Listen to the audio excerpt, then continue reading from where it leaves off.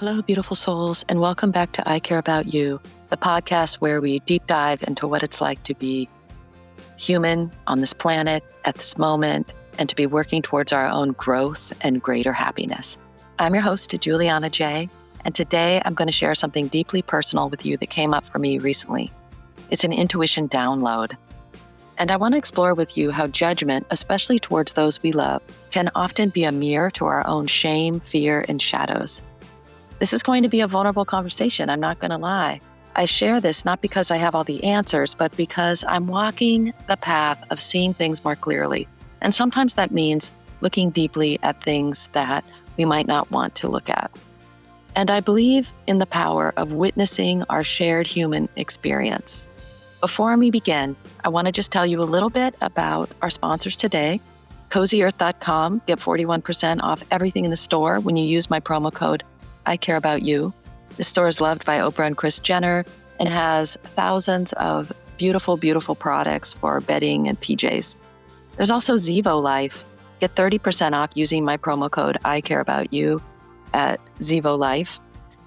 Zevo Life, just a teaspoon a day, helps support your gut, hair, and nails, boosts your energy, promotes healthier skin and hair.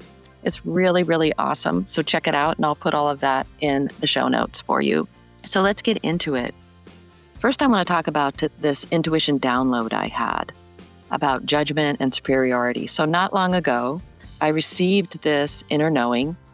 When we judge others, it often comes from a place of wanting to feel superior. The judgment becomes kind of an armor. We point out others' flaws and their weaknesses and their shadows, and often unconsciously we're doing this to distract from what we don't want to see in our own lives. I felt this so clearly in my body that criticizing others, especially those closest to us, we inflate ourselves just enough to feel safer, stronger, and above them. And when someone sees our flaws, we fear that they will use them to make themselves feel bigger too. But what if underneath it all, they're also afraid and insecure and wounded and hiding from their shadows? Now, this really came up for me because as y'all know, I'm pretty honest and up there with what I'm struggling with, what I'm working on, what I have struggled with, and what I feel is triggering, and all these things about me. I'm a pretty open book because I think it's really important to show each other that we're all dealing with the same things on some level and that there's nothing wrong with anyone who's kind of going through it. So I try to be open about that. And I also think that sometimes being vulnerable with other people allows them to be vulnerable back or allows them to feel good about who they are and where they are in life and that they haven't figured it all out, right? So I'm pretty open with that. And I realized recently that somebody close to me is using that against me in a way, in that they're using it to make me lesser than. Knowing that when they make somebody lesser than, it's much easier to take advantage of them, to take from them, to do all kinds of things because now the person is lesser than. And that's really a whole bigger conversation about how we treat people who aren't like us, right? I'll get into those conversations about racism, sexism, marginalization, etc. And although it's easier to see when we are doing those things to the quote unquote others, but when we're doing it to our loved ones, sometimes it's not so easy to see. To just put some grounding with all this, I want to bring up a few psychological concepts that really resonate. One, projection. This is when we unconsciously attribute to someone else's feelings, traits, or impulses that we ourselves harbor, but we don't acknowledge. So when I judge someone as weak, perhaps inside I fear my own vulnerability and shame. The more judgmental we become, in many cases, the denser our shadow becomes. You can see this a lot where people will project something on someone else and you think as the third party, the person who's judging the other person, they kind of have those qualities too. It's just this projection that we do so we can hide ourselves a little bit more. Shadow work. This is a process of bringing into awareness all those parts of us we've repressed, denied, or disowned: the anger, the shame, the fear, the inertia, and learning to integrate them. It's only by shining a light on the shadow that judgment begins to loosen its grip. We also see that many of our judgments towards parents arise from childhood dynamics. We felt ashamed to be seen as weak or vulnerable or needy or not enough. Rather than sit with that shame, we unconsciously push it outward and blame and criticize and belittle so we don't have to feel it. So we just push it out to somebody else or something else. When I look back, I see moments when I did this to my parents, for sure, 100%. I so regret it and I wish I could do something about it, but I didn't really know I was doing it or wasn't aware that I was doing it until they were at the end of their lives, which is really sad. And I think a lot of people sort of find themselves in a place like this. I turned parts of their behavior into stories that I believed about them, stories that justified my own distance from them, my own shame, and my own attempts at superiority. And now I see these patterns echoed all around me in friendships, in the media, in news circles. I see it everywhere, and I feel it happening to me as well. So I want to just talk briefly about this judging parents and why we do that. Often we find ourselves judging our parents, calling them out for what they did or what they didn't do, belittling certain discussions, certain beliefs they have, criticizing their behavior. And part of me used to think it's about what they should have known or what they should have done, or they should have done this or that, or they're bad parents because of X, Y, and Z. But over time, I've seen how much of that judgment is really about me, about what I felt, what I needed, what I feared, and what part of me I didn't want exposed. Here are some of the reasons why we judge our parents, often unconsciously, and what is going on underneath. So, as I spoke about before, projection of our own shame, fears, and weakness. One of the biggest reasons is projection. When there are parts of ourselves that feel weak or unlovable, when we've grown up feeling insecure or ashamed or not enough, those parts get buried in the shadow. And we don't acknowledge them because, man, they hurt, right? They hurt because they threaten this image of ourselves that we're trying to be as grown-ups, let's say. So instead, those qualities feel safer when attributed to somebody else. My parents are always rigid or distant or harsh or controlling. These things we might also fear in us, but judging them becomes a way to create distance, to avoid seeing our reflection in them. Psychological projection helps protect the ego by shifting the attention away from the discomfort. This is really huge. We also do a lot of parent blaming. Instead of working on our own shadows or our own problems, regardless of what they're anchored to, we blame our parents for it. And when we do that, we can never get past that situation. When I blame my parents for things that happened in the past, that narrative has all of the power. But if I was to retell that story to myself in that, well, maybe my parents just didn't know what to do in that moment, or they were afraid or fearful, or they were dealing with their own shadows, or they had their own mental illness that they were dealing with, rather than my parents did this to me and now I'm this substandard thing as a consequence. If I'm going to take that stance that my parents should have done something different or been different or it's all their fault, I won't heal from it. Because ultimately, it's my responsibility how I am going to interact with that memory or situation that happened. Often we carry expectations of what parents should have done. They should have been supportive and nurturing and kind and emotionally available. And some of these expectations stem from our culture, from idealized ideas we absorb while we're growing up, from stories we tell ourselves about what everything should look like. When parents fall short of those ideals because, newsflash, they're human, which they inevitably do because they're human, because that's just how the world works, the gap between expectation and reality becomes a fertile ground for judgment. And we punish them, not for being human, but we punish them for what we needed, what we expected, what we wanted. We may not even consciously know what we needed. Perhaps just permission to be vulnerable or to show weakness or to be heard without being fixed. Also, sometimes we judge because we feel disappointed or even resentful that we didn't get something we think that others got. And that disappointment is painful. So judgment becomes a shield. I see this a lot where people judge their parents because of things other kids got when they were little that they didn't get. It could even be like toys and things like that, or they didn't feel like they had the same opportunities other people had, and they blame their parents rather than using their adult brains to go, well, maybe my parents just couldn't afford that, or they had different priorities or a different belief system.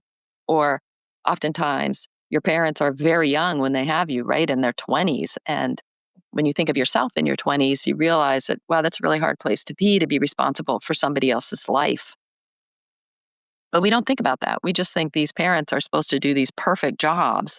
And when they don't do perfect jobs because it's impossible to do a perfect job, we end up being mad at them, use them as scapegoats, and judge them. Being vulnerable feels really risky and it feels unsafe. That's a lot of reasons why we go around judging people. If we allowed ourselves to be seen in all of our flaws, we worry someone might use that to hurt us or judge us. And in many cases, that someone is our parent or someone like them, an authority figure. So instead, we draw these boundaries, sometimes really harsh ones. We bring out judgment. It's a way to pull up walls and say, I'm separate and I'm above all of this. But in doing so, we cut off intimacy and possibility of understanding and reconciliation and seeing them and being seen in return. When we start to do all of that, we degrade the relationship we could have, and not just with parents, with anybody that you're judging as you're being above them or above this, or you wouldn't do that same thing. You honestly really don't know because you're not in their shoes. So you don't know if you would do the same thing or not, but you're doing that as a safety mechanism. So parents are often both the source of the transmitters of the general wounds, pain, unacknowledgement, even trauma. Some of these become internalized in us, shaping how we see relationships and attachment and love. Because those wounds are often never addressed, they live in a shadow. So when we see something in our parents that echoes those old wounds, we get triggered. We judge them for the way they acted, but also for the way that we were shaped by that. We judge to avoid feeling how deeply we were affected and how vulnerable we remain. And that is where the shadow work happens. If you can see that in the situation rather than judging the person and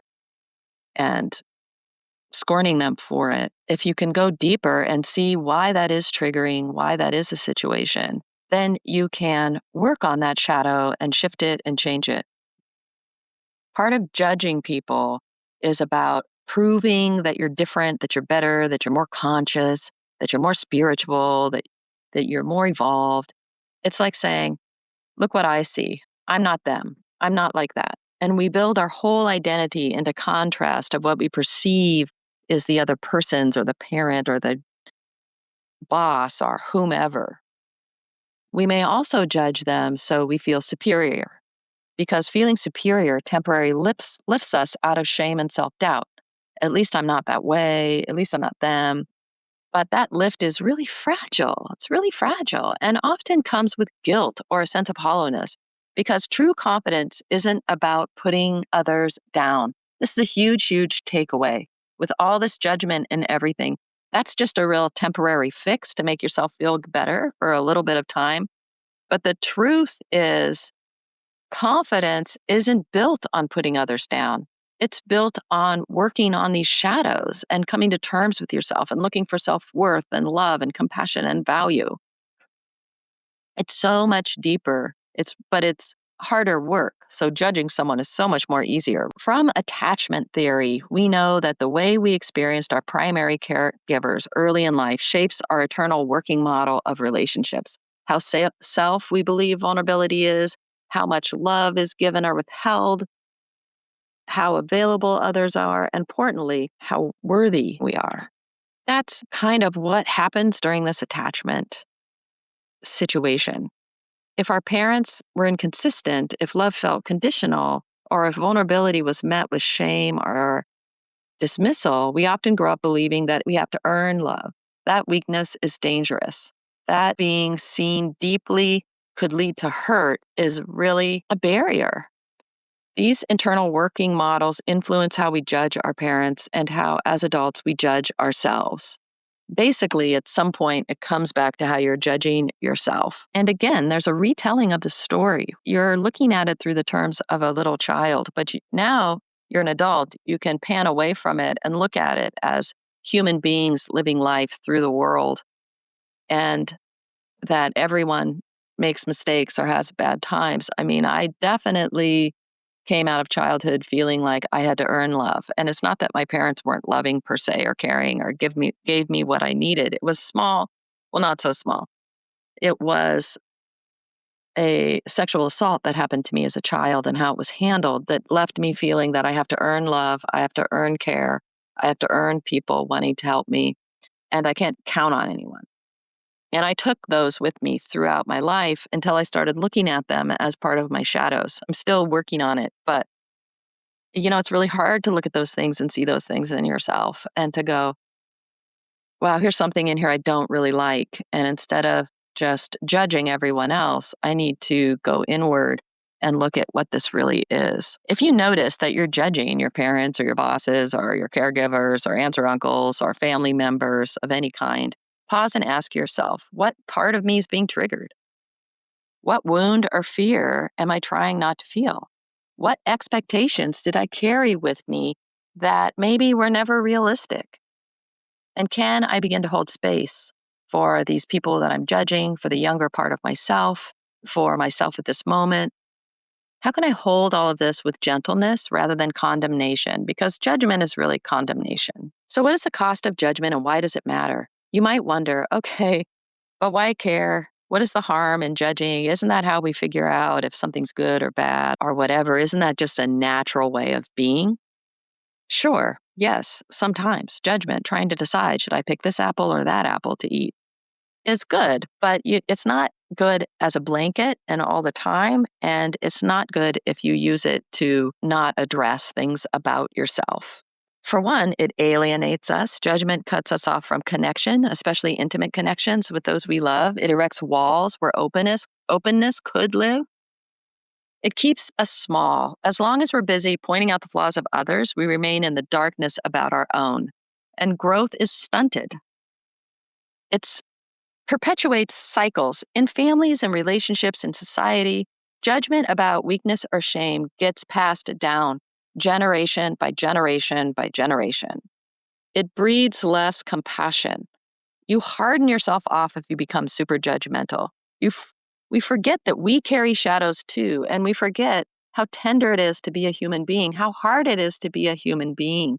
I was just talking about this with a friend of mine. We've been both really going through it on different levels, and we just stopped and we're like, people just don't understand how fragile human beings are. I mean, we're tough cookies, right? We can do stuff when we need to do it.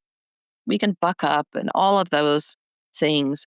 But also, there is a real tenderness there that we don't often realize in each other because we're so busy judging. And myself included, I totally judge stuff, especially people who I feel wronged me. I'm really into judging people who feel wronged me. And I have to stop myself and look at, why would they do that to me? Is there some shadow that they're working with? Can I have compassion for them on some level? It's really hard work. It's really hard work. So how do you move forward? Seeing what there is there and not projecting. I don't want this conversation to just stay in the realm of insight. I want it to be actionable as well. So here are some practices, some that I'm actually using to help shift judgment towards clarity and integration. When judgment happens, pause and name the judgment. Notice when a thought arises like, you're weak, you're irresponsible, you're disappointing, and stop and ask, is that about them or is that something about me?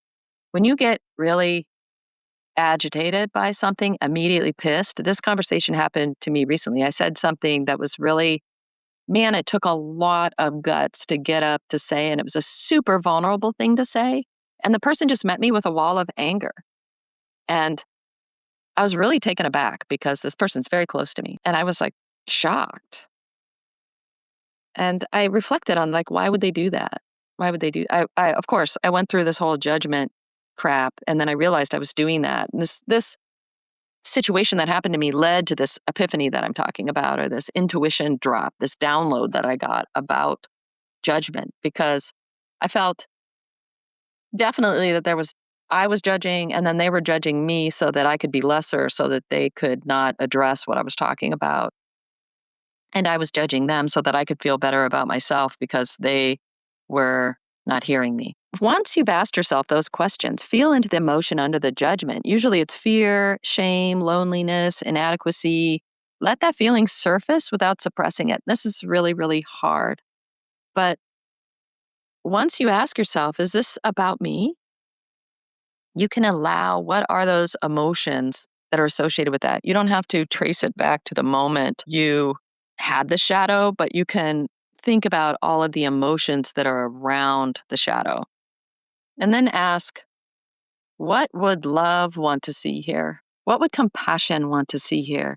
Instead of carving them into a fixed negative story, open your heart up and ask, what is this person struggling with? It's really hard to do that. But once you do it, it's hard to know to do that. But once you do it, it's really easy to see what they're struggling with because it's a mirror. You are also feeling it. If you think, oh, that person is feeling insecure, I'm feeling insecure. Oh, that person is feeling vulnerable, I'm feeling vulnerable.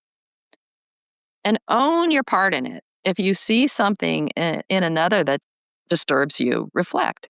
Do I believe the same about myself? Or do I fear believing it? Is that something I am also carrying around? Totally, because it's a mirror. Practice self-compassion and apology with those you've judged, including close family members. Sometimes a heartfelt apology or acknowledging helps clear away all that energy. When you go around judging everyone, you're creating all this energy that there's not a safe space. And then when you need the safe space, it won't be there. But also, people will not be as genuine and as deep with you. Your relationships will not be as deep as you want them to be because your energy is telling everybody it's not safe. And do regular shadow integration work. You can do this through journaling, therapy, inner child work, contemplative practices, whatever helps you meet your own darkness gently and steadily. But I caution you here to do your shadow work in a safe way that isn't triggering for you. And little bits and bites of it sometimes are better than just diving deep into it. You want to be careful and kind and compassionate with yourself when you do this work and seek help and support. To those listening, know this. You are not alone in having shadows. We all have shadows. You are not a bad person when you judge. We're all human. We all judge. It's a human characteristic. What matters is what you do with it when you see it. That's what matters. Your next steps. Today, I invite you to look back at a time when you judged someone close to you and ask, what was the story I told myself about that moment? What part of me was I hiding? And then, if you feel called, offer yourself compassion and begin to work on turning toward your shadow rather than projecting it. That's really important, very deep work, and you'll be a different person if you do it. And it's pretty amazing. It's pretty amazing. It feels like you just open your world up so vast and wide, and it's really amazing once you can do it, but it's hard to start. That's the hardest part. Once you get in there, you'll see some challenging, hard, traumatic things too, and that's hard, but if you really do the shadow work and come out on the other side, it's such a relief. It's so amazing. And it gives you a better understanding of people and your relationships and your maintenance of your relationships. It's really important work. If you just stay in that place of judging all the time, you'll reinvent your reality to be something negative. And no one wants a negative reality. But that's normally what happens when you start judging and criticizing everything. You all know people who are really negative and all they do is judge and criticize. The whole conversations are all just judging and criticizing, especially now with all the political challenges that our country is facing. There's a lot of that happening, and it's hard. You don't want to be around those kind of people. So don't create that reality for yourself. And in closing, I want to thank you for sitting with me in this space. I know it was a challenging topic today, but it was very much on my mind and something I think that really has downgraded my life to be judgmental. And when people judge me, it's just a really horrible feeling. And I don't think we need to do that to each other. I think this is a time where we should be coming together and supporting one another rather than tearing each other down. I know that's become the way of being in the last 10 years, but is it serving us? I don't think so. And we can change that. So even if all you do is just recognize when you're judging people and try to be softer and more understanding, that's huge. So if this resonated with you, I welcome you to share with me your experience, your struggles, and your insights. You can do that through my website, which is always linked in the show notes, or you can leave a comment if you're watching or listening in some platform that allows you to do that. And I can bring it up in the next episode if somebody really comes up with something good. A lot of people send me their own experiences, their own stories. I sometimes put them in a newsletter. Sometimes they don't want to share it. They only want to share it with me. Sometimes there's really great advice that I will use for myself, or I will bring up in a newsletter or something of that nature. So please, your comments are very welcome, because this is a community here at I Care About You, and we're all in this together, and we're all helping each other out. So help us out. Tell us how you do it. How do you overcome judgment? How does judgment make you feel? What do you wish people would do differently? How do you change being so judgmental? Let me know. Let us know. We'd love to know, because I don't hold all the answers. All the answers lie with all of you.